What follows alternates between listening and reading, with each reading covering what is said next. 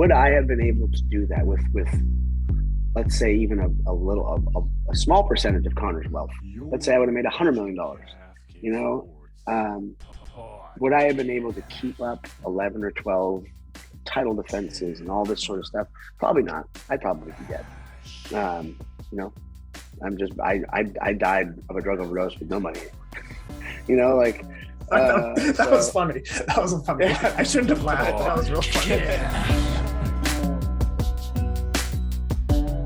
Good afternoon, folks, and thanks for joining us. My name is Tim Wheaton with Calf Kick Sports, joined as always by Ash, and today we have a special guest. He is a father and a psychedelic coach. His MMA career took him through the UFC, WEC, rizin, and most importantly, Tachi Palace. Uncle Creepy, Ian McCall, welcome to the show. How are you doing today, man? Life is beautiful. How are you guys? Man, I'm hanging good, out. man. I'm good.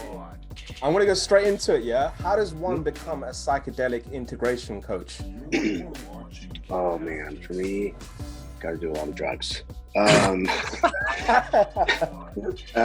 And you know, I found the error of my ways. Obviously, I was addicted to things. Once I retired, I was really close to killing myself a couple times.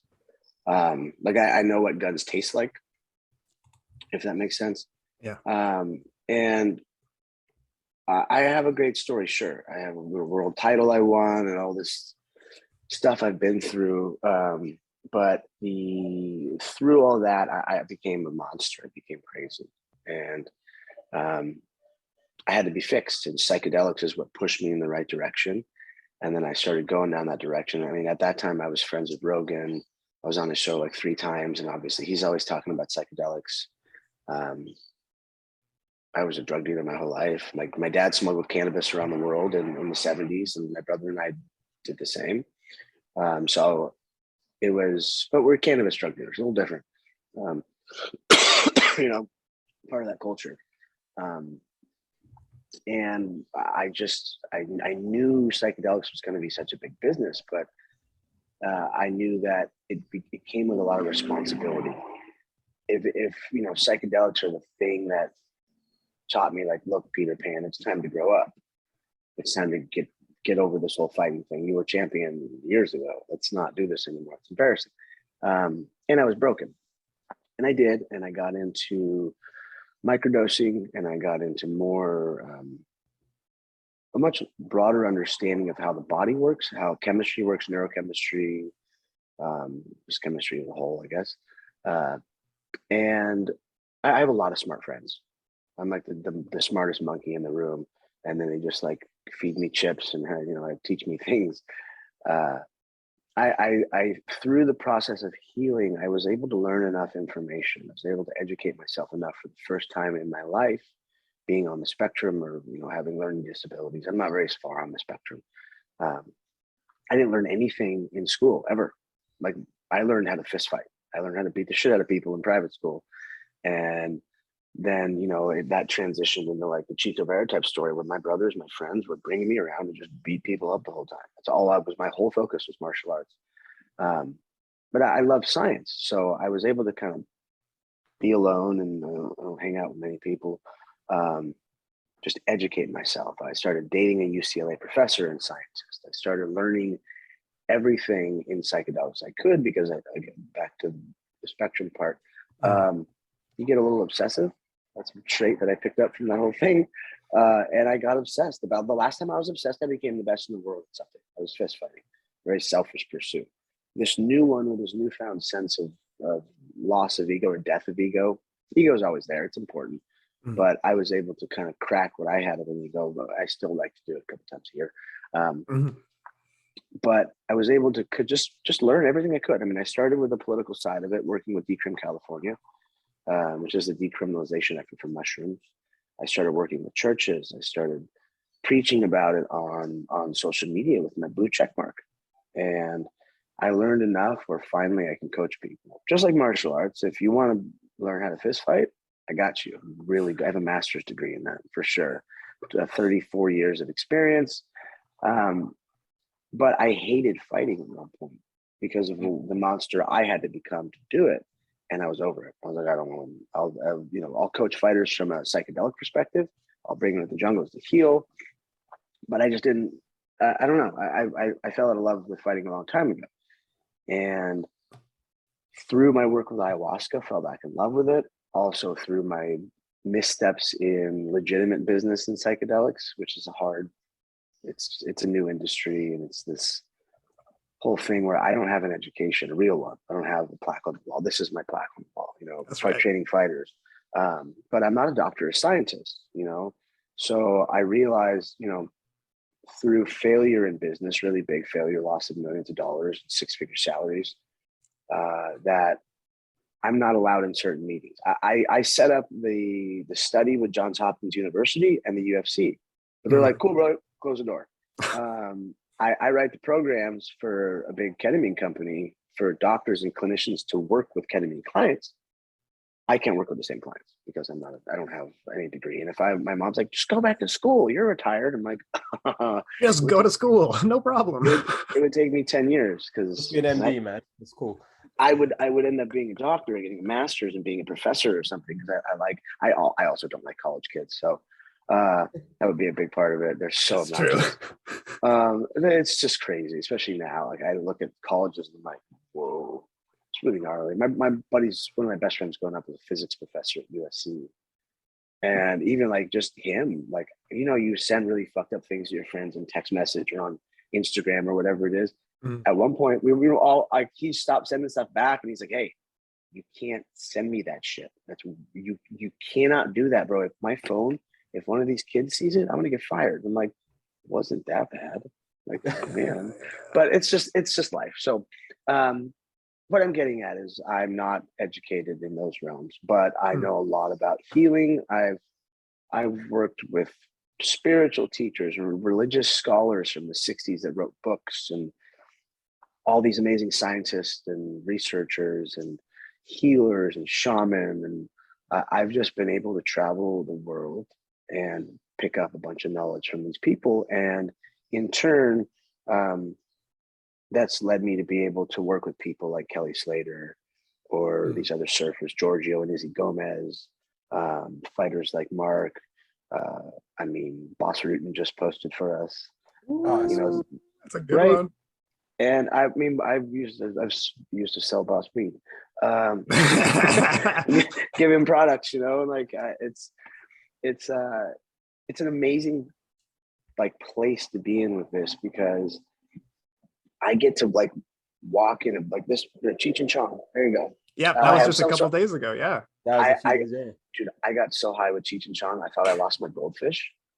Makes any sense? I saw that story. You're like, "Where's my goldfish, man?" It still hides from me in there. I don't even know. I think it's morning time. It's probably hiding. It's hiding in the tank. It's not gone. But I got to sit with Cheech and Chong and give him a mushroom gummies, and then to sit with Tommy Chong, and to have Tommy invite me to sit down, because my photographer friend is with him. The guy that runs marketing and advertising for Cheech and Chong Glass, and he's like, "Yeah, what's up, man?" Shakes my hand, and I'm like, "Good to introduce myself." And he goes, "I know who you are." He's like, "I'm a big fan." He's like, I loved your career. And plus, I've been an advocate in cannabis. I'm one of the biggest advocates for psychedelics. And him to just, I have audio footage, video footage of him telling me how perfect my lifestyle has become, and how I was just like, oh, I feel so rad. My dad, oh my God, Cheech and Chong, he's so rad. They're so cool. And Cheech, I didn't have a lot of time with Cheech. It was just a little just hanging out, screwing around, but yeah, I'm able to be in this space, and I want to represent myself and my brand, ARGOS, the best we can. It's an artist platform. That's what it started, as a lifestyle company, much like Ruka. Pat Nori is a friend of mine. I love Pat, and to see what he's created is incredible, because I like fashion. I always have. I worked for a fashion design firm when I was younger. I'm not your typical fighter. I'm a weird creative. But I was the nerdy guy that got really good at violence. Going back to that though, Ian. So obviously, you've been fighting for a number of years before going into psychedelics. Did you start dabbling in psychedelics, at any point in your fighting career? And do you think that would have helped with some anxiety? Because, you classically said, I had some anxiety issues going in because I had to unleash the monster. Do you think that would have helped? Oh, dude, I would probably still be on top. The main thing with me is I was addicted. I was addicted to painkillers since I was 14. It's a, you know, and that yeah, it's an epidemic. Hold on, let me decline that call. And I was addicted since I was 12. Or sorry, 14. But I started taking psychedelics when I was 12. I started smoking pot when I was 8. Damn. Like I thought I was young. You grow up, and my dad smuggling dope, always had the best weed. Like, even to this day, I know the genetics. I mean, it was really good herb back then. And all my friends, even in this rich area where, you know, growing up, all of our friends' dads had like brick Mexican weed. That was shit. Yeah. But you know, the psychedelic part, if I would have really known the science better, if I really would have understood it, because I was taking psychedelics here and there, I would have. I guarantee things would have been much different in my career, because I look at my career as embarrassing. It was me acting out my childhood traumas on everybody else. I just had the platform and the skill to do it because I didn't train as hard as these other people. I mean, I did. I got in really good shape, but I'm a genetic freak. Like, that's a big part of what it comes down to. Like, even with Chito Vera, like I'll go train with Chito Vera, strength conditioning. I'm way stronger than him. I'm way faster than him. I'm all kinds of shit. And it's just like, it's still, and I don't do anything. I mean, I work out a lot, but it's just like, and I'm also 160 pounds. I'm heavy as shit, you know, like a brick now.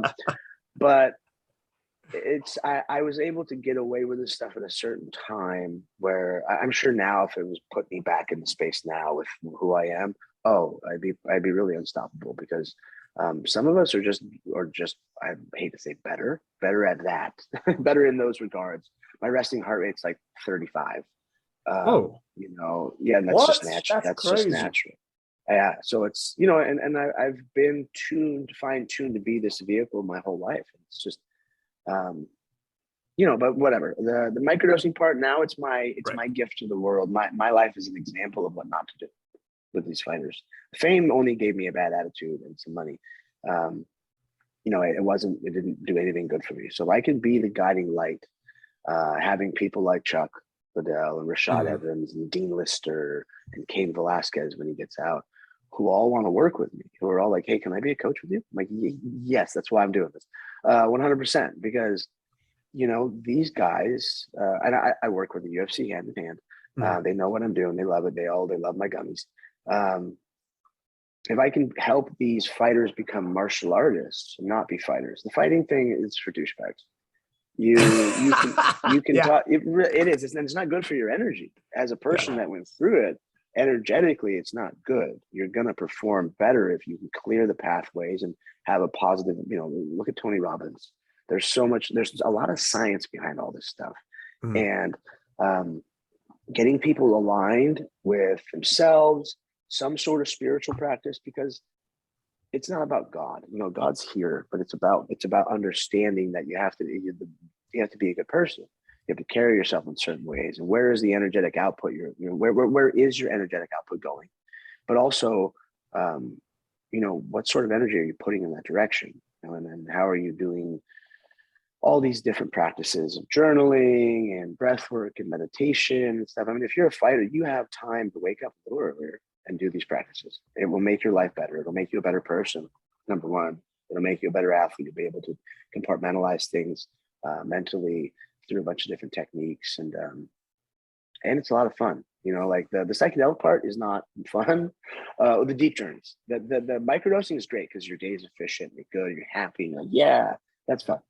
The deep psychedelic work, like when I drag people to the jungle, is you're smiling. You're like, oh my God, I'm so tired. I just threw up and shit my pants for 6 hours, you know, in a hut. Not sold on this, man. I don't know if that's the sales pitch, but what is the bringing to the jungle? What does that mean? I bring people to the jungles. Like I work with the Heroic Hearts Project, which is the biggest 501c in the space, in the psychedelic space. I work with veterans. And Jesse Gould is the guy from dear friend of mine who runs it. He's the most knowledgeable person in psychedelics that I know, to be honest. I'm built a branch of his 501c to do fighters. So we just take fighters and athletes to Costa Rica or to Mexico or to Jamaica to do Well, Jamaica's a lab where we're going to do a brain study with mushrooms. There's the Ayahuasca Foundation. I just talked to them the other day. We'll be doing an ayahuasca study in a shamanistic setting, like in a hut, in the jungle. So, you go to these centers and some of them are, we have to have some creature comforts. I've got some clients that I grew up with, or people that I know, where they're billionaires or their families are this rich or they're celebrities. They want to go to Rhythmia, which is like a resort, it's a Ritz-Carlton style spot. Oh, yeah, or some of my friends, rich or poor, doesn't matter. Everyone gets the help. Are like, hey, let's go deep into the jungle. So the next one I want to plan this year for myself and for a person, a close client, is us going like deep into the jungle. We're talking like 5 to 10 hour boat ride up into the middle of the Amazon, like pretty nuts. I haven't gone that deep. I've gone to the places with creature comforts and real shaman, not the Westerners. And I'm not against Westerners, even though I shit on them a lot. But Westerners or Western shaman healers are full of ego. I have my own good friend who was the first person to give me ayahuasca, who's a Western shaman. He's incredible. But as Westerners, we have ego. He's got ego. I see, and some of these people take it to a little too far, where it's like, let me put my light and love inside you, or they just push this, like they think they're so cool because they're healing you, and it's not how it works, So it's like I'd rather take my people to somewhere that people can't hear their screams. So it was literally the jungle. I thought taking them to the jungle was like a mental state. We're gonna fuck you up real good. It's literally taking them to the jungle. Literally, like my favorite place is the Mayan Yucatan. And there's a place called Chambalate, which is a 600-year-old botanical garden and hacienda, the oldest hacienda in the Yucatan, and it's the most magical place ever. You can see where the Mayan slaves were kept. Like, this place has some serious history to it, and that's where I did my last ayahuasca journey back almost a year ago now. Wow. It was life-changing because I had recently gone through some really, really heavy stuff. My daughter looked at me and was like, "Dad, I love you." She's 10. She's like, "Daddy, I love you, but you have a lot of work to do. Like, you need to go to the jungles and do your medicine." I was like, "All right, cool." So I took off and I'm out of here. Bye. Yeah. And she actually, it's kind of wild. She didn't even know I was talking to Jesse from Heroic Hearts the day before that. Well, I end up in the jungle having the largest mushroom dose of my life, which is called a God dose, 20 grams. And I was on the verge of breaking, going over everything in my life, how shitty the parent I had been, and this and that and the other thing. And the shaman came and saved me. You're in the dark, and it's this big weird room that's meant for this. We do yoga in there, we do breathwork in there, meditation, but at night it's just this padded room, basically, that one of the giant walls is open to the jungle. It's really cool. And the shaman came, and as I was on the brink of breaking, she just touched my hands and everything stopped.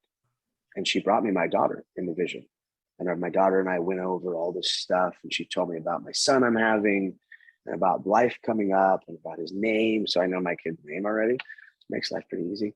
And I'm completely single, Bob. I'm single. I'm celibate. I'm dating my daughter, sleeping in my bed. I hang out with her. She's my girlfriend. There's not some like chicken there right now. It's my baby girl. It's just that I don't have time for anybody else. I don't want anybody else in my life. But just having this crazy stuff happen in these trips, you're like, oh, the universe has something in store for me.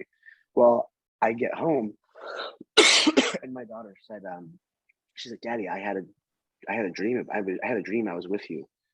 And she said the night, and I was like, "Oh my God, that was the same night that you were with me."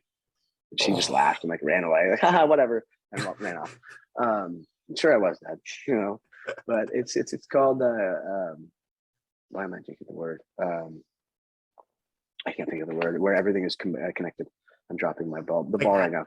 A type of astral projecting or something along those kinds of. Yeah, exactly. Same sort of thing. Anyways. Go ahead. No, I was going to say, so, I mean, going, by your daughter as well. Yeah. So I actually watched the Rogan podcast from 2013. This is many years ago now. I watched it live, but I couldn't remember for shit because I was stoned. So I had to rewatch it. I had to rewatch it a few days ago. But I really like what you said, man. You like, I lived a really savage lifestyle. I mean, most people know the story. You know, you wanted to fight as a young kid. Lived quite a wild lifestyle, and then you had your daughter, and things changed a little bit. What was the main? I mean, what was the main kind of motivating factor to changing life? Was it mainly your daughter? Would you say? 100%. I mean, at least back then, I didn't give a fuck about anybody else. It was just her and I. Now I care. I have this compassion for people. I see everyone as a broken child. I work with people, helping them heal themselves. So I love everybody so much. Like, it's kind of unconditional. It's kind of funny because I just laugh. I'm like, all right, well, I still love you, man. But she is the thing. She's my healer. You know, when she got sick when she was 2.5, we helped her heal with cannabis. Diet and exercise and taking care of the body is the number one thing you do. But having to give a little girl, a 2-year-old, 3-year-old, 4 or 5-year-old girl, high dose cannabis oil is kind of funny because she's high as shit, but it's kind of not funny. Getting stoned with your toddler is entertaining, at least a little bit, because you eat snacks and you watch cartoons. But we had to take her off methotrexate, chemotherapy drug. We had to take her off painkillers and anti-inflammatory stuff. And I remember sitting at the hospital trying to think, like, what happened to what's going on, and the doctors that are like my age, I was like 28, 30, and treating me like I was a fucking moron. And I bring up things like, have you ever heard of cryotherapy? And they laugh, like, that sounds like witchcraft, I'm like, and I love Chalk. I can't say anything bad about Chalk Hospital. It was just human arrogance. Because you read some fucking doctor book. What do you know about diet and exercise? And they're all like, Like, exactly. Give me my kid. I'm out of here. And I went on this journey where I went to talk to doctors, and scientists, and nutritionists, and athletes. The best information I got was from at this time she was a triathlete, but she's a race car driver. Her name is Angela Durazo. I love her. She's amazing. Really helped me with my kid. She had RA and was still a cyclist, was still a race car driver, and looks like a supermodel. So that was always a good factor for her to get my attention. And she's just a good friend of mine. And I got the most helpful information from her. Get her off that. Do this, do that, try this. And even Rogan would send me random text messages. Hey bro, check this out. I sent you a link. And I just learned that cannabis, I already knew cannabis oil was good for you. I knew psychedelics were good for you, but I really put it into practice. I ran experiments on myself and my kid. I ran experiments my whole life on myself, my best friend Shane, who passed away, and then my daughter. And, I've learned a lot doing this. Now I get to do it with all kinds of people, but to save my daughter's life and to see her flourish really quickly. And now she does everything well. She does jujitsu 2 days a week. She works out with me once or twice a week. She skateboards and snowboards and surfs. And we're lucky in this area, and the friends I have, every coach is like Ryan Sheckler, his place for skateboarding. You've got a top 40 in the world surfer. You've got these people that are all like, can help her do it. So she's very, very fortunate, but she's still very, very good at it all. And I'm proud of her for being able to push it. And she knows, look, I shouldn't eat this candy. I need to keep moving every day. This is like, she understands health and wellness at a very young age. So I got to have also not only my first healing experience of someone, but I got to teach this person, every single day of my life. Like, no, baby, this is what we do. This is how you do. This is breath. And this is how you should do this. And this is how we should stretch. And this is, and so I've been doing this for a while now that I think about it. Yeah. Pushing the envelope. So yeah, I mean, just touching base from what you said, yeah, obviously you helped your daughter a lot with, kind of marijuana, just generally. And I actually listened to the Lights Out podcast, and you mentioned, obviously she has, autoimmune, and, she had a condition and all that kind of stuff.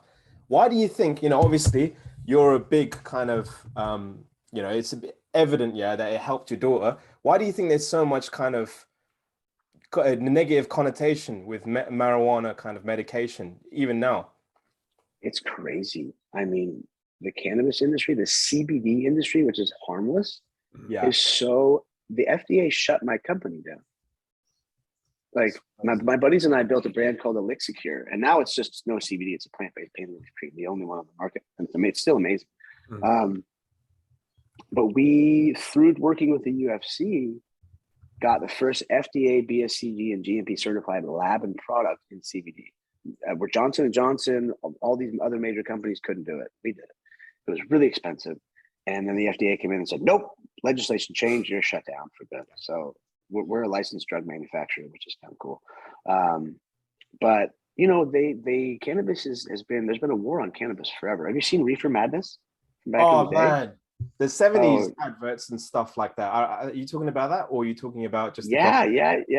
With its roots in hell. In this film, you will see the ease with which this vicious plant can be grown in your neighbor's yard, rolled into harmless-looking cigarettes, hidden in an innocent shoe or watch case. If you want a good smoke, try one of these. You will meet Bill, who once took pride in his strong will as he takes the first step toward enslavement. Of course, if you're afraid.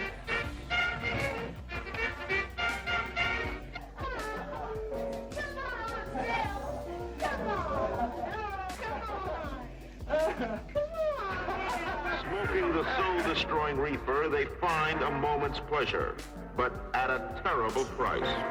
Debauchery, violence, murder,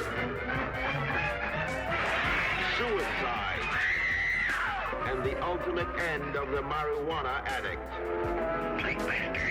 Hopeless insanity.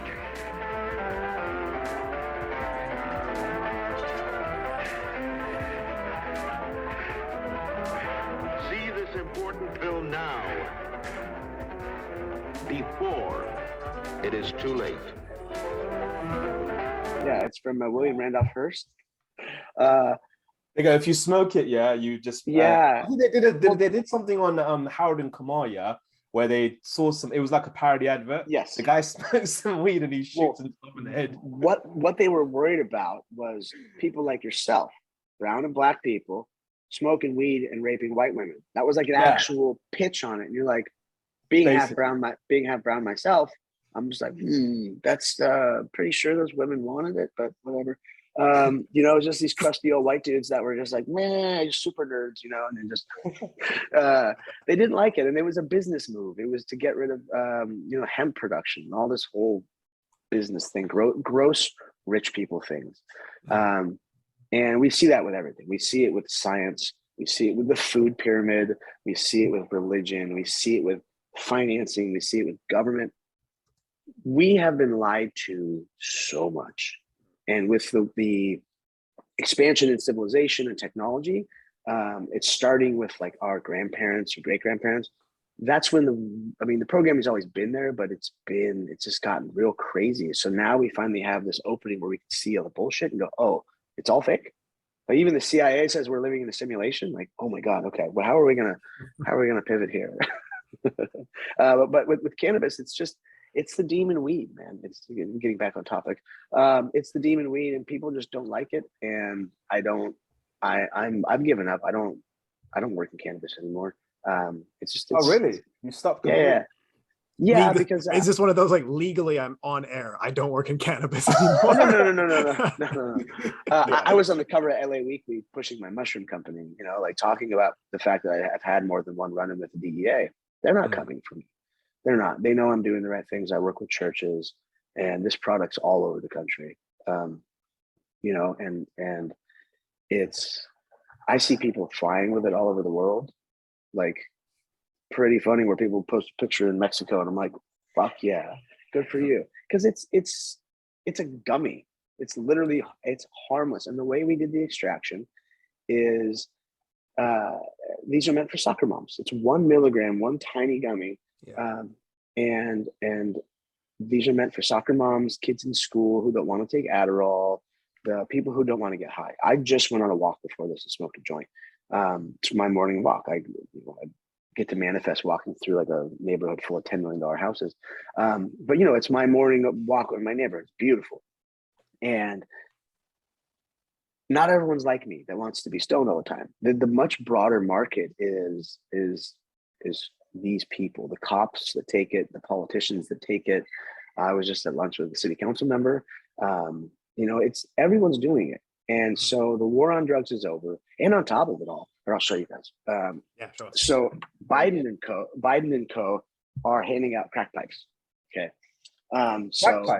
They're handing out legitimate crack pipes, like actual meth pipe, crack pipe, and a syringe all in this thing with like sanitizing wipes, so you don't have your crusty bum lips can be on it, but you don't want their crusty bum lips on it.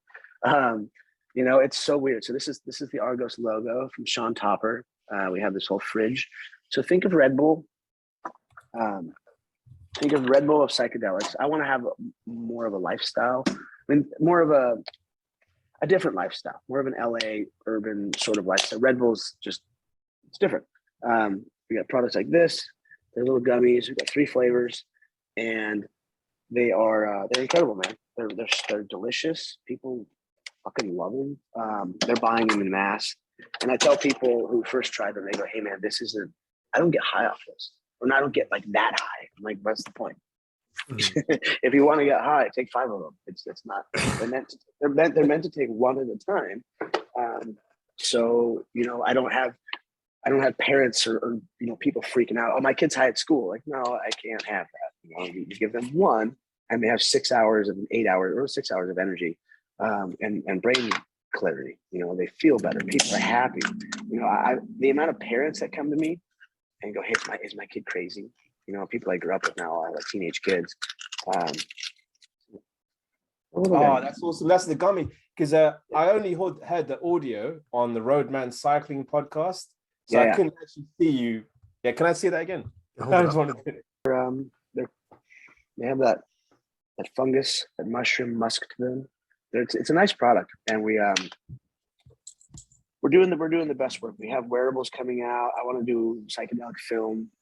We're doing the whole crypto sort of thing. Wait, can you hold it up one more time? This is going to be the cut. This is what I'm going to have. Yeah, right there. Yeah, there it is. Love that. Perfect work.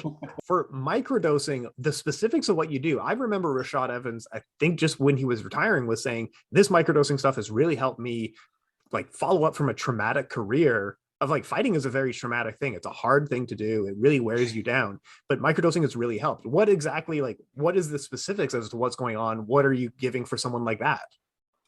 Okay. So think about it this way. We'll build on the trauma first before I get into the actual scientific process. What made you become a fighter in the first place? What happened to you?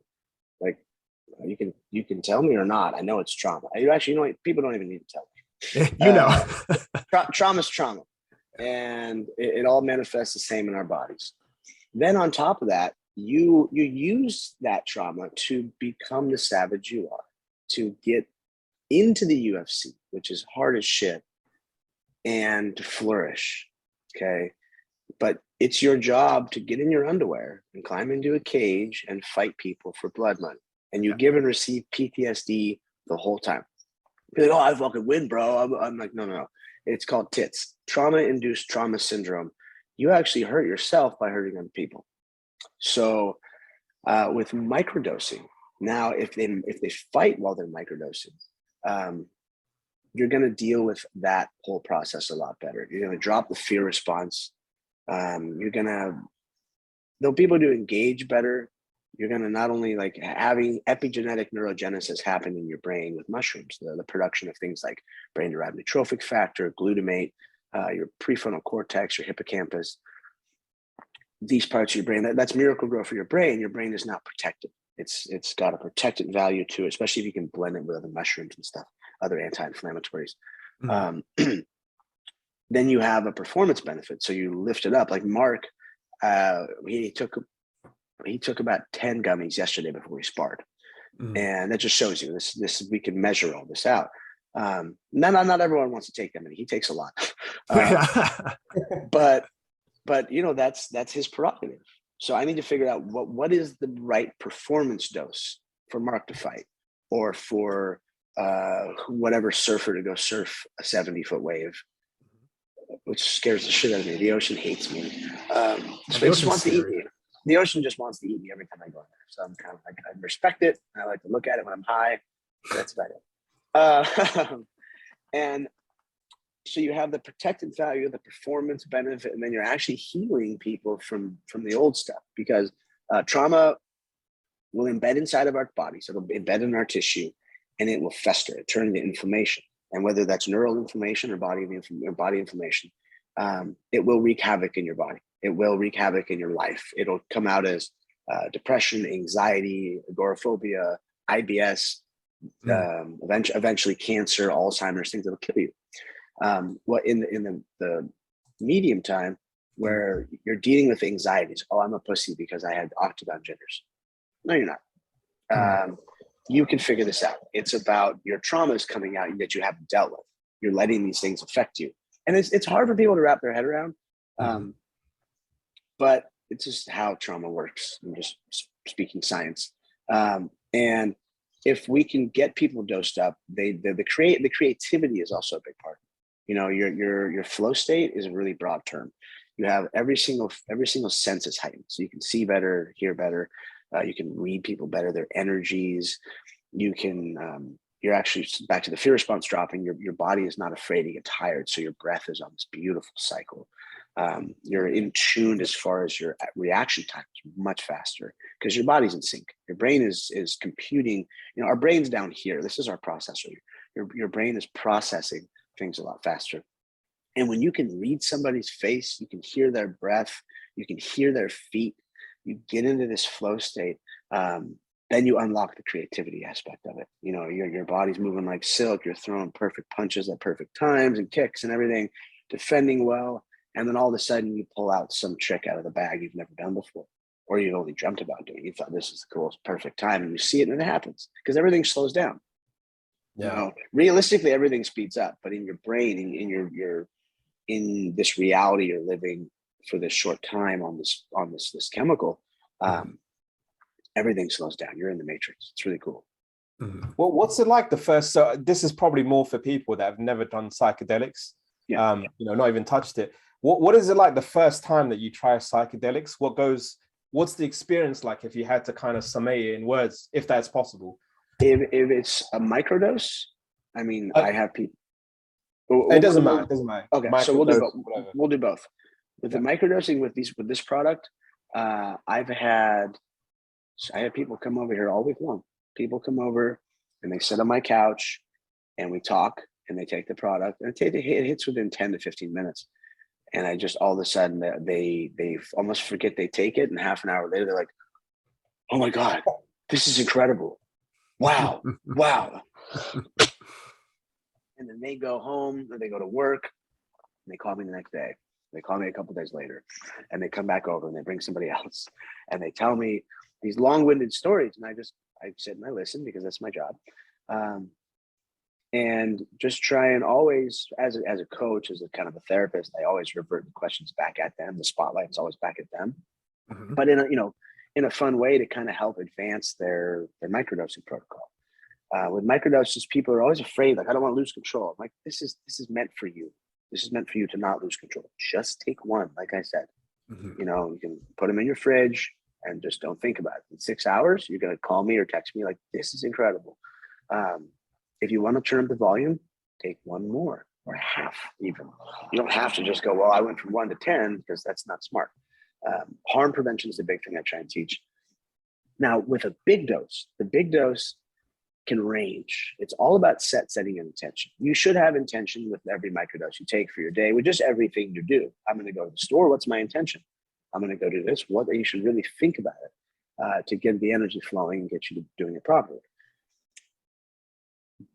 Big ones can be squirrely because people don't know how much to take. It's their first time. Most of the time they take too much. And if you are at Coachella, you could have a great wild time that changes your life forever. You could. More than likely, you're going to have a tough time. You know, so I tell people, don't take your first larger dose, or even a performance dose, what I like to call, that's not even a therapeutic dose. It's just enough to where I might want to go to a museum or go train jiu-jitsu, but like some people, that's a lot. They can have a full outer body experience on a lower dose. So it's like, check it out first, be in a safe container. That's a big thing I've always done is help people have a safe container to ingest psychedelics. That was my first shamanistic experience. So when people have these negative experiences, you can walk them through it, you know? And actually, out of a couple of years of me making, fermenting mushrooms in tea and having tea parties, where my buddy, one of my best friends, he was building his DJ career. We'd have private parties where he would be the DJ. The shamanistic, we're not shaman, but shamans play music. So we had a shamanistic element playing the music, and this was before I even really understood what I was doing. And I was serving the medicine, and we would have, from LA to San Diego, this whole area, a bunch of rich people having us over to their parties. Mm-hmm. And we were being party boys. We were being fuck boys a bit. We were just meeting girls and having fun. And I remember that no one ever had a bad time. Like, not once over a couple of years, hundreds of servings of medicine. Everyone had a good time. The very last, the day after, we were still partying after this one event. And it was the last one. 2 people had bad trips. But I didn't. They were brought into the house after. It was like, I was like, I don't even know these people. I didn't. Who gave them my medicine? And of course, then it went awry. But that night before that, I met a person who I ended up dating, that UCLA professor and scientist, and she looks at me and goes, "We're sitting on the couch, and she's a 6-foot blonde Serbian who's, amazing, and this professor, so she speaks well, and she's on TV selling her products. Just had my attention." And she's like, "You know what you're doing is wrong, right?" I was like, "I do, I do." Because there's always, there's people partying with cocaine and MDMA, and I'm not against any drug, cocaine, heroin, meth, do whatever the fuck you want. But I don't need to be doing cocaine. I don't need to be partying like that. And it was a little bit too much of a party atmosphere for what can be done. But I still look back at that time. I needed to stop because I needed to figure my shit out, how it all works. Now I look back and we have business plans to do all kinds of stuff in space, like a psychedelic concierge type service. If people want to party, that's okay. It's about appropriately dosing people, and that's tricky, especially when people have never done it before, But I'm good at it. I can read people very well and kind of understand, how much is too much. But it comes from a lot of experience. Like I remember, like following your career. One thing that was interesting about you that I've observed, and especially from what you're saying, is that your personality has been all in.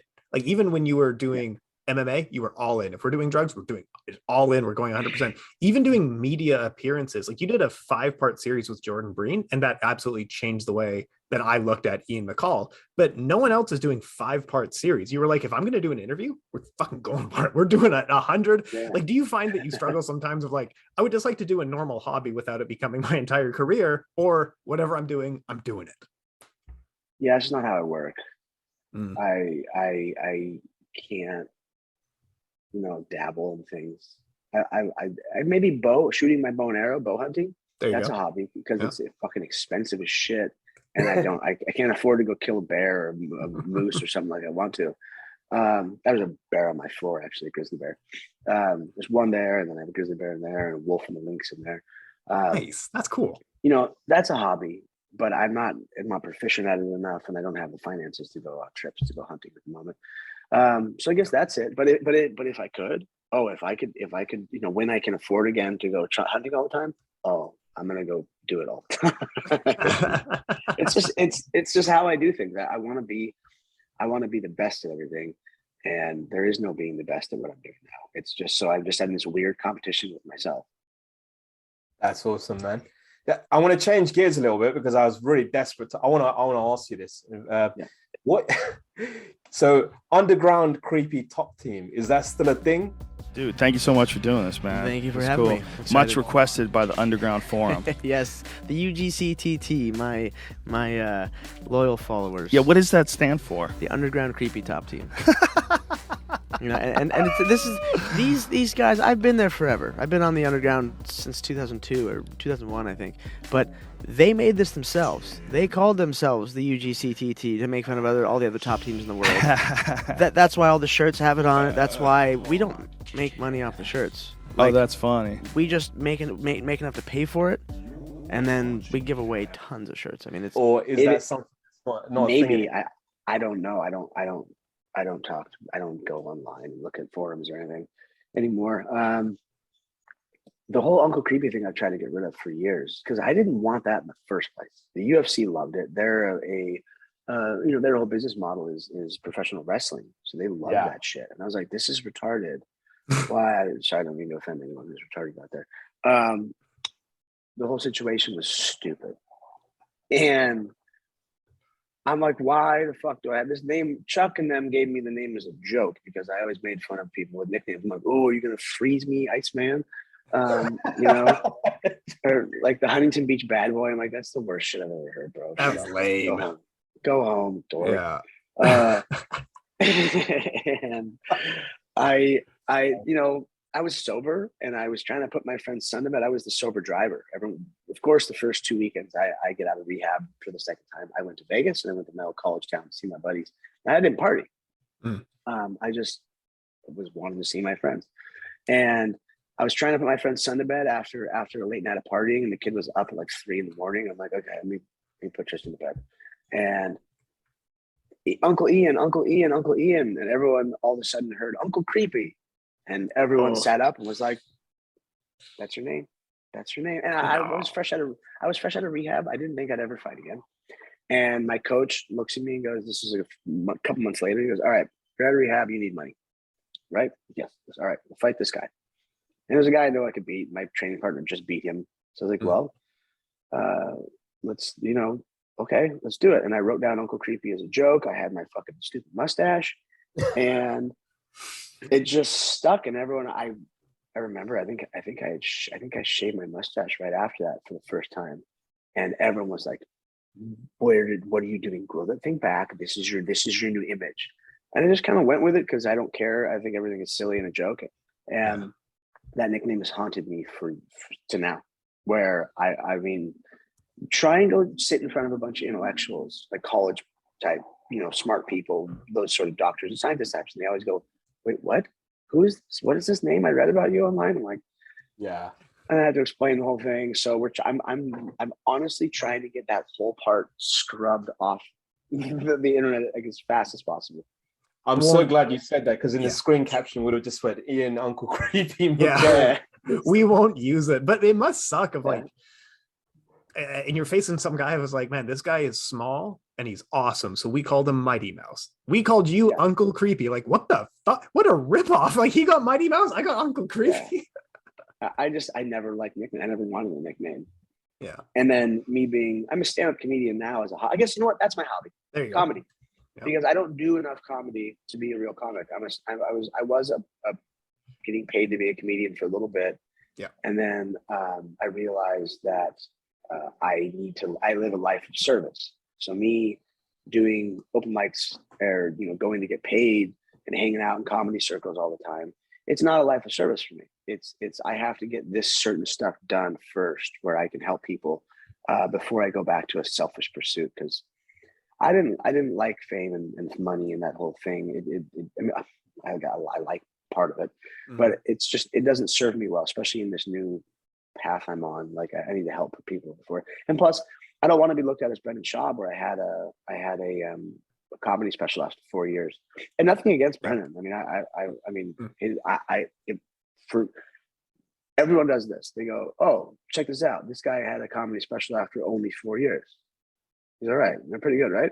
And some people talk shit, but I think it's more or less because they're haters. But it wasn't. For 4 years, you're like, okay, not bad. Does it deserve to be on TV? No. But he still got it there. So good for him. He's making money hand over fist. Like he's doing a great job. Why would you deny that either as well? Like if you're given the opportunity, you're not going to be like, you know what, man, I'm not that good a comedian yet. Give me another 10 years and I'll come back. Like no one's going to say that. I would have. And people might call my bullshit because look at our fighting careers. Brendan was a heavyweight in UFC. I was the best in the world. I beat one of the best dudes ever. So a little bit of a difference here where I wouldn't take the opportunity. And again, people might say you're full of shit. But I wouldn't want to do anything until people are like, hey, fucking look at this guy. This guy is so good. He's only been doing it for 4 years. Yeah. And maybe if I could get there, sure. But I mean, I got signed after a little less than a year and a half into my comedy career. I got signed to an agency, but that's because I'm already famous. It's because I have a puppet show. That's like I have all this stuff for social media. Yeah, that's why I got signed. It's not because I'm funny. I tell good stories about like Chuck Liddell and all this other things I did growing up and just the weird world I've been in. But I try not to interject funny into that as a hobby because I'm not funny yet. I just tell silly stories. But as you can tell with that, I wanted to be two things when I grew up: as a scientist and a comedian like Robin Williams. And then I found fighting and everything else went away. So now I get to go back and live these childhood dreams and go up on stage, and comedians are pissed because I'll make like a couple $100 and they don't make anything. And I'm like, sorry. The fans are here to see me famous, anyway. Man. So that kind of makes sense. I'm going to transition into the Mighty Mouse fight, yeah, because I wanted to ask you, are you familiar with the butterfly effect by any chance, Ian? Oh, yeah. Yeah, so everyone knows about the butterfly effect. Have you ever thought, because I thought you won that fight, man. I genuinely thought you won that fight. And have you ever thought, man, what would have happened if they went into the 4th round or the 5th round? It was the 4th round, sudden death, isn't it? Yes. And they said that DJ initially won, and it got changed to a draw. Do you ever think about that? And was that hard to get over? The fact that you were my Al Bundy moment. 4 touchdowns one night. That I had the push. I had the first push before Conor for a lightweight guy. Mm-hmm. And I became pretty famous at one point. It was kind of cool. But yeah, I think about I don't dwell on it anymore. I kind of laugh it off now because it's the past. But for a while that haunted me. Why me? Why me? Why me? Sort of thing. But when you look at it this way, I used that night, that where I got screwed, whatever you want to call it. Mm-hmm. People learn, whatever. Yeah, whatever. I got screwed. Let's be honest. Yeah. I used that night to start using OxyContin again. I used that as an excuse to go back to my drugs because I was sober to that point. I remember I did it in the hotel room with my ex-wife in Australia, and DJ used that ass kicking I gave him to become arguably the best in the world ever. Yeah, making no money, having no fame except for people talking shit on him, which he's a great person. He's actually pretty funny. He's actually a pretty funny guy when he actually talks. Would I have been able to do that with let's say even a small percentage of Conor's wealth? Let's say I would have made $100 million. Would I have been able to keep up 11 or 12 title defenses and all this sort of stuff? Probably not. I'd probably be dead. I died of a drug overdose with no money. That was funny. That was funny. I shouldn't have laughed, but that was real funny. It's kind of funny. Yes, you have to learn. I've learned to laugh at everything. You got to learn to laugh everything off because it's just life. And you go, okay, yeah, it is kind of funny, and I'm still alive. I'm here. I'm still living a beautiful life, being retired by the beach. Like I'm doing just fine. But to go back and look over that, yeah, man, that would have changed a lot. It would have. Let's say I didn't die, or maybe I got my shit together. I think I definitely could have been one of the greatest ever, for sure. Well, yeah, I don't think people realize that. Like, the reason I brought up Tachi Palace is because at that point you were by far ranked number 1. You were riding a huge high coming into that fight. Like, people knew Demetrious Johnson as the guy who had just lost in the WEC, but people knew Ian McCall as the next UFC champion. That's what I remember from that era. Yeah. Oh, yeah. And, because I had people like Chuck mentoring me, and I knew Dana since I was 19. So I had this insulated kind of family that were taking care of me. And they're like, dude, this is it. You're the next one. This is when you do your book. And this is when you do this. And this is when you do that.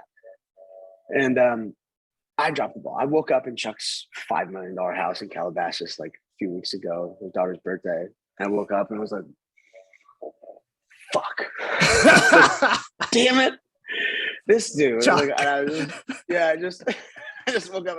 His daughter's off of college, and I'm sleeping in her bed. I'm just like, God damn it, this sucks. I'm like, oh, I could have had. Would you ever consider?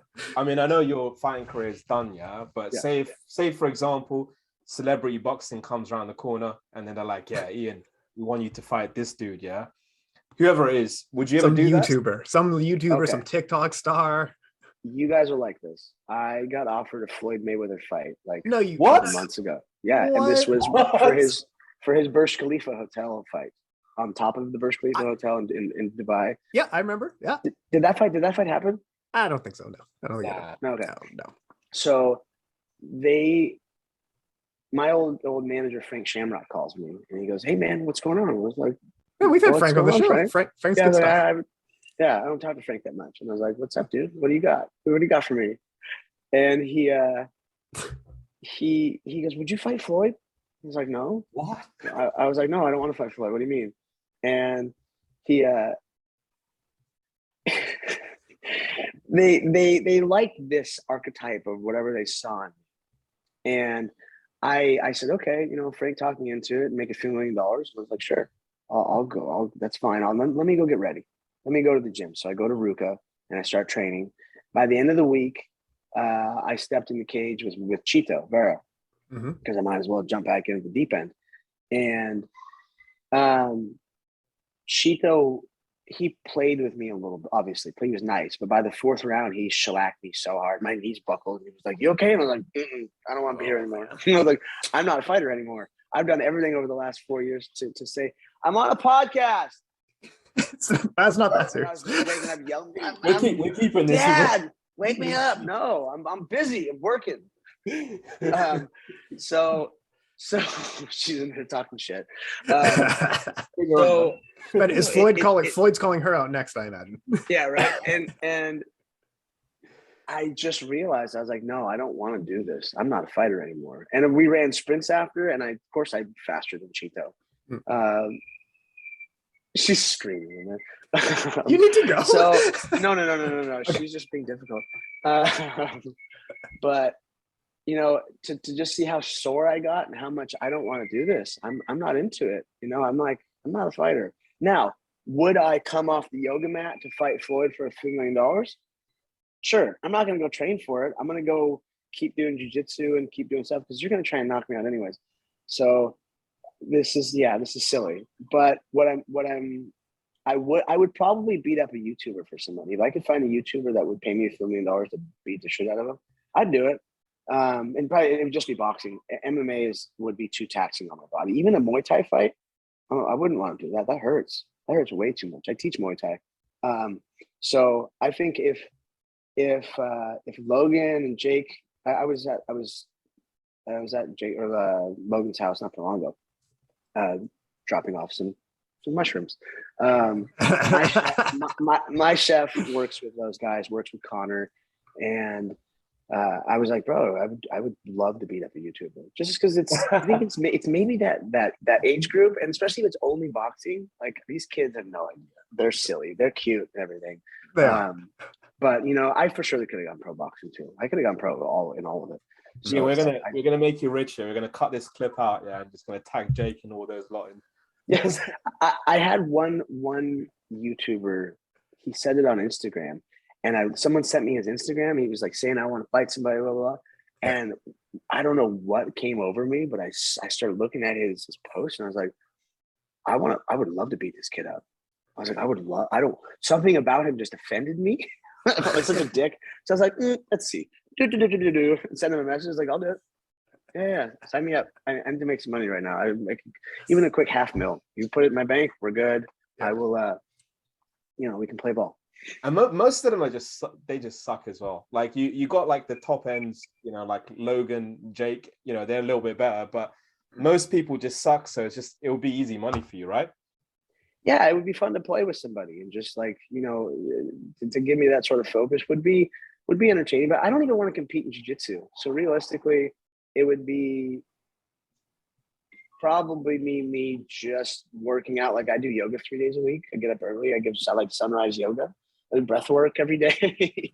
Maybe go teach. I probably wouldn't train much just because I don't it's not in my wheelhouse anymore, the things I want to do.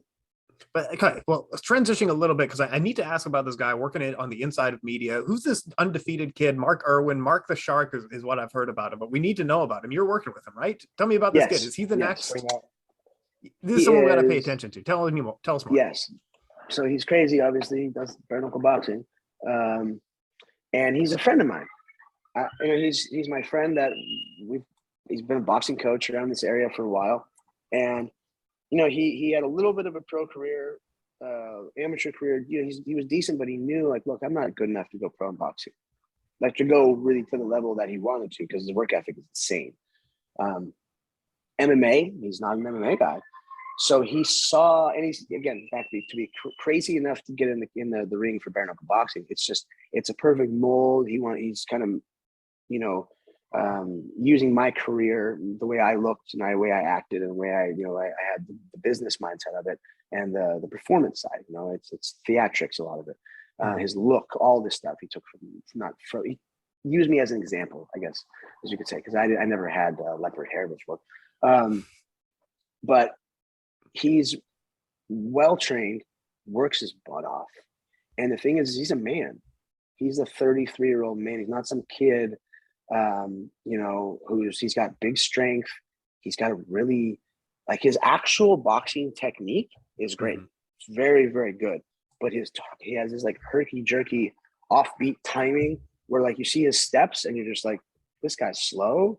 He doesn't, maybe he's not that coordinated, but then it's all a trap for him to put you into what he's doing. He just has this, and I was watching it yesterday, just trying to figure it out. And, it's pretty perfect for what he does specifically in bare knuckle boxing, because this is a one shot, one kill sort of game. It's not MMA. And you see these guys now that are beating the shit out of each other. I'm like, that's not how you fight in bare knuckle. That's not healthy. That you really shouldn't be doing that. So now we have a whole new rule set. Hi, sweetheart. You have a whole new rule set to play with. She's got my UGCTT. Speaking of UGCTT shirt. Good morning. Oh, Good morning. That's awesome. Hey, that's a good one.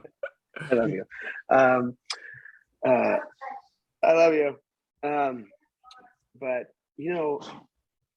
it's a new rule set. The BKB sent me the rules. I was like, yeah, let me know, just so I know the rules. And it was so broad. I was like, this is not really a rule set. But sure. So now I have to figure out, how am I going to bring in my Muay Thai clinch? How am I going to bring in Greco-Roman wrestling? How are you going to bring in all these sort of trapping techniques, block, trap? Not like, you can't backhand, but how can I do certain things? There's no grappling, but there is grappling. No pushing, but people are pushing each other over all the time. So it's having someone who's above average as far as technically with these guys, because most of them are, I hate to say it, they're garbage. They're crazy enough to get in there and do it, but they suck. They're really not good. Their technique is awful.